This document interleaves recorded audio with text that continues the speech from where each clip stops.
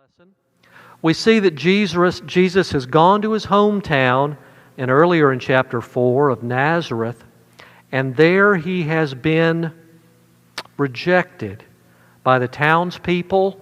We learn later a bit by his family. And I wonder if, this is entirely my speculation, but I wonder if this is not done on purpose. Other religious leaders, like for instance Muhammad, make great use of his extended family in his rise as a religious leader. And I wonder if Jesus intentionally wants it known by the political leaders and religious leaders that his hometown and his family need not suffer any retribution during his ministry because they're not big fans. Maybe, I don't know. But he doesn't make his ministry centered in his hometown of Nazareth. Instead, he travels, if you go to Israel today, along this Jesus trail, this yellow road, you will come to the seaside town of Capernaum along the Sea of Galilee. And it is in Capernaum, at that village of which its main industry seems to have been fishing, that Jesus would have his ministry headquarters, as it were. It says that he came down, that is by elevation, from Nazareth to the seaside, to Capernaum, a city of Galilee, and taught them on the Sabbath days. Now, he's been teaching all around Jerusalem in the synagogues, which meet every Saturday, the Sabbath day of God, and he takes advantage of that to teach the people. It says, in the synagogue there was a man which had a spirit of an unclean devil, and cried out with a loud voice, saying, Let us alone. What have we to do with thee, thou Jesus of Nazareth? Art thou come to destroy us? I know thee who thou art, the Holy One of God. Depending on, I'm not really choosing difficult translations. I just like the picture here, and so I ended up with a slide like this. But nevertheless, this is the first time in the book of Luke that Jesus encounters someone with a demon, an unclean spirit, that someone who's possessed.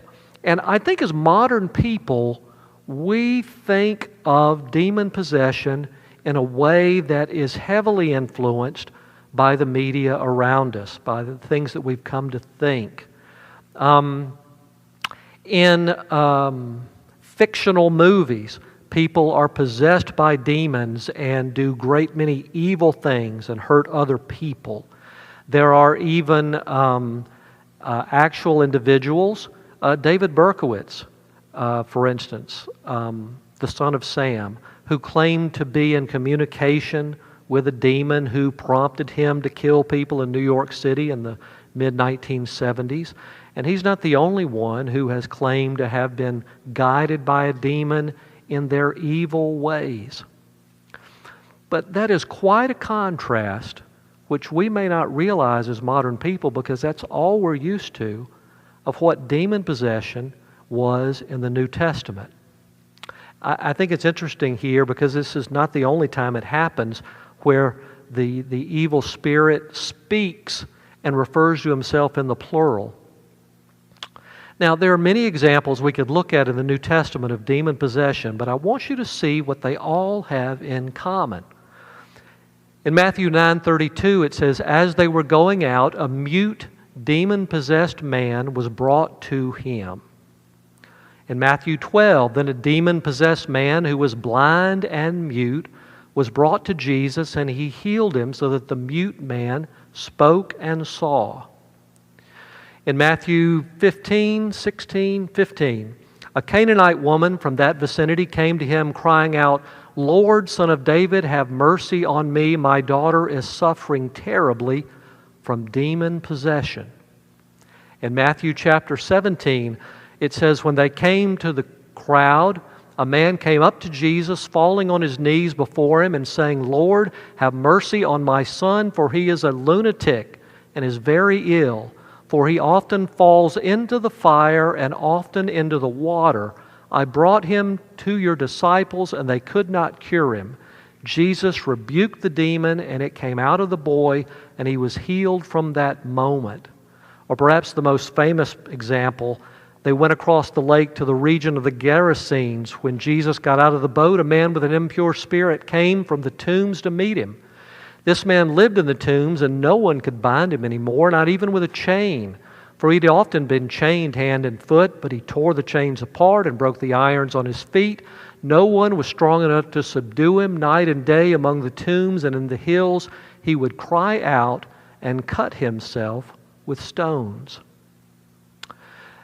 Jesus, over and over again, is approached by people who are either caring for demon-possessed people or who themselves are demon-possessed. I think it's almost in every case they're brought to him. It says his fame went throughout all Syria. They brought to him all sick people who were afflicted with various diseases and torments, and those who were demon-possessed, epileptics and paralytics, and he healed them. Now, here's the interesting thing to me. Contrast demon possession with leprosy. People were absolutely terrified of folks who had leprosy. We'll talk more about that later, probably on Sunday. And these people who had leprosy were required to stand at a distance. They could not be near other people. People were afraid to be around them for fear they would communicate this disease. But that's never the case with someone who is demon-possessed in the New Testament. People are not typically afraid of them, and they are brought right up to Jesus and his disciples. There's something else entirely going on. These people invoke pity, not fear. Leprosy, like any illness, was frightening and believed to be a curse from God or a form of evil possessing the body. Therefore, unclean people were shunned and feared. Lepers were avoided, but not the demon-possessed. Lepers had to cry out if anybody came near them, unclean, unclean. But if someone was thought to be possessed by a demon, people were not overly concerned about being in any danger from that person. I think that's remarkable compared to what we believe today. The Jews of the time called people that were possessed the Mazakim, those who harmed themselves.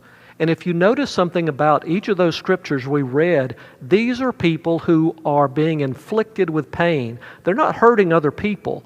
They're not leaping up and thinking of evil things to do to those people around them. These are pitiful people who are the victims of blindness or muteness or being thrown into a fire or cutting themselves with stones. These are people who are hurting themselves, not hurting other people. And I don't think oftentimes, because we're so immersed in modern ideas about demons, often motivated by movies and television shows, that we take the time to realize just how different it is in the New Testament.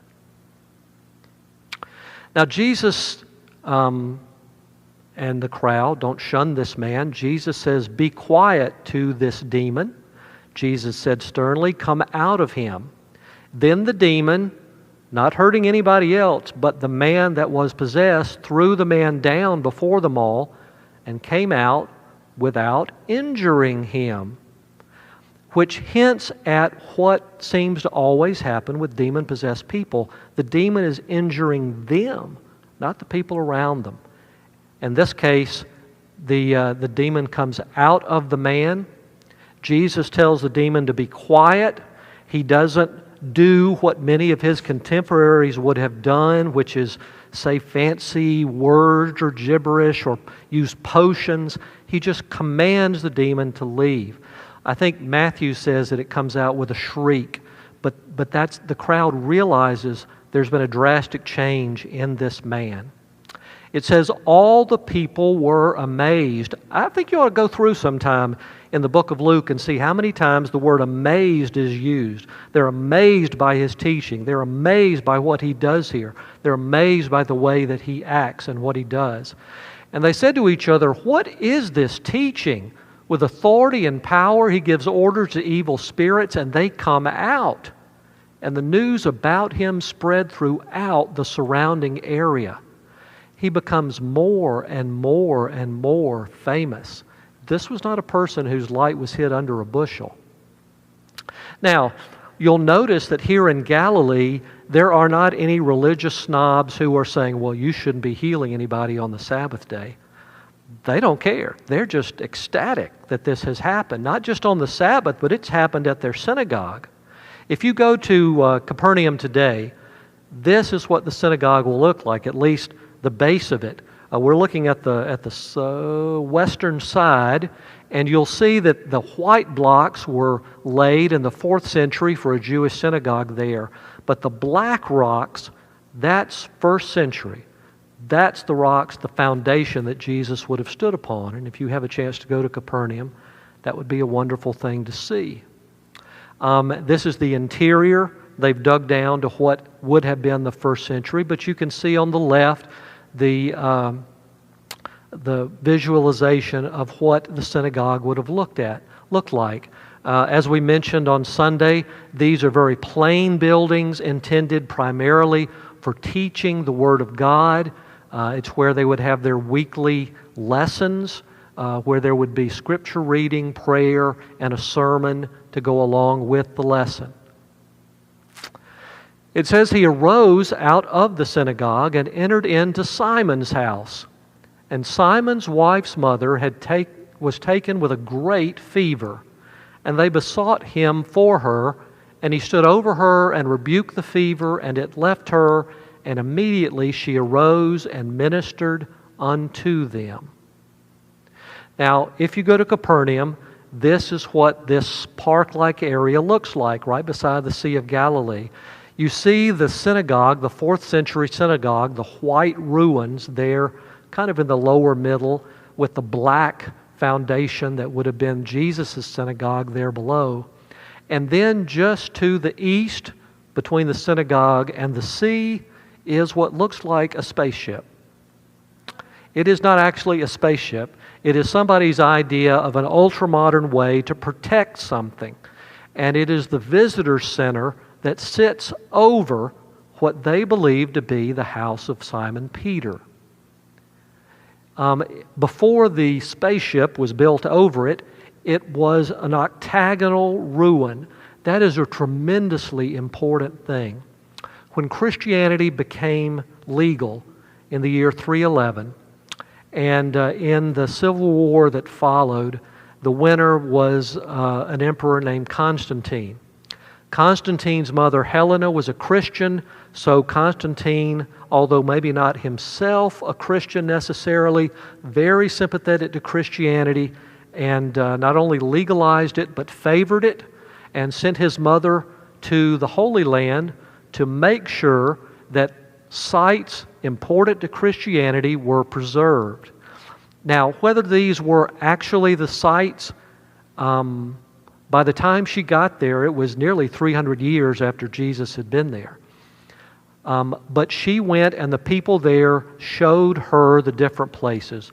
For instance, where they believed Jesus was crucified, or where he was buried, or where he did the miracle at Cana, or where Peter's house was. And wherever they pointed that out to her, they built an octagonal church building. And so, whether or not that really is Peter's house underneath it, they believed it was at that time.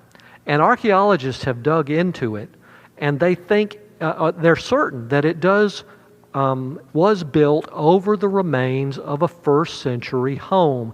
It would have looked something like this. It was kind of a complex. You can see that there are roofs where people dry the fish, and then it is a multi-family dwelling. And this octagonal church building is built right over the ruins of this home. And so it may actually, and I'd go so far as to say probably is where Peter lived and where Jesus would have healed Peter's mother-in-law. Kind of remarkable thing to go see. In Mark chapter 1 and verse 29, he refers to this incident. He at once left the synagogue and went into the house of Simon and Andrew, accompanied by James and John. Remember, this is an extended family home. People didn't live in single family homes like nowadays. And so Peter and his brother who may not have been married, but Peter's mother-in-law, some a bigger family, all lived together in this complex. Simon the fisherman, before his meeting with Christ, however thoroughly he might have searched within himself, could not possibly have found a trace of Peter, says Sherry Waddell. Remember, this is before the man gets his nickname from Jesus. He's just Simon. He's just a fisherman, although he is a small business owner fisherman, but nevertheless, he is a fisherman at this point without being the great religious leader he would eventually become. Was he married? Yes, he was married, but the only information we have about that marriage comes from tradition. 150, 160 years later, Clement of Alexandria would write that Peter was present in Rome when his wife was taken away to be killed because she was a Christian. He writes that they exchange a tender moment. Whether that is true or not, I don't know, but that's the only information that has come down to us about their marriage. Luke, the physician, says that Peter's mother-in-law suffered from what he calls a high or great fever. Now, the other gospel writers call it a fever, but there's a significance in Greek here. This is a serious illness, and there is possibly, maybe even probably, a reason that she and many others in the area are suffering from time to time from high fevers. We call it malaria. If you turn to the back of your Bible to what I think it was my youngest son said was the book of maps, you will find a map generally of the land of Palestine where Jesus was born into, and you'll see the Dead Sea, and if you go north on the Jordan River, you come to the Sea of Galilee. But I don't know if you've ever noticed, if you go just a little further, there's a little lake north of the Sea of Galilee. And in ancient times, that was called Lake Hula. Now, Lake Hula was the headwaters of the Jordan River on up above it, and it was a very swampy area. Lots and lots of mosquitoes. And it was close enough to places like Capernaum that you could quite easily pick up mosquito-borne diseases. When the nation of Israel came to fruition, was born in 1947, one of the first things they said they were going to do was take care of Lake Hula. So they went up there and they drained the thing, and if you see maps of Lake Hula, it gets smaller and smaller and smaller until that's all that's left of it today. It has all been made into very fertile farmland. The text goes on to say, after this woman is healed, possibly of malaria, while the sun was setting, all those who had any who were sick with various diseases brought them to Jesus, and laying his hands on each of them, he was healing them. Jesus doesn't get much of a day off sometime, maybe most of the time. And these people are coming on the Sabbath day, before the setting of the sun, when the Sabbath would end. They are walking as far as they are legally allowed to walk, probably, to bring Jesus these sick people. What do I mean by legally allowed to walk? You were religiously required to walk no more than a certain amount of... in other words, the rabbis taught that if you walked too far, then you were working. You can't work on the Sabbath. So you had to restrict just how far you walked on the Sabbath. Now, whether you or I agree with that teaching, that's what they believed. And modern Orthodox Jews are the same way. If you go to an Orthodox Jewish community in Israel, there will be signs that talk about this zone of walking. In modern times, it's 2,000 steps from the local synagogue. It's called an erev. That is the length, the circle around which you can walk on a Sabbath day. And they post these signs that say erev, boundary, in Hebrew and English. If you're in a modern American city like New York or Philadelphia, where there might be a large Orthodox Jewish community, they will post very subtle things on the telephone lines that tell them where the boundary is. This is how far you can walk on a Sabbath day. So these Jews that are coming to Jesus are probably all local people, and they are coming in large numbers. His fame has spread. How did they know this man was healing everybody from diseases? Well, they'd heard, they suspected he was getting more and more and more famous. And we will have to pick up here on Sunday with what happens next.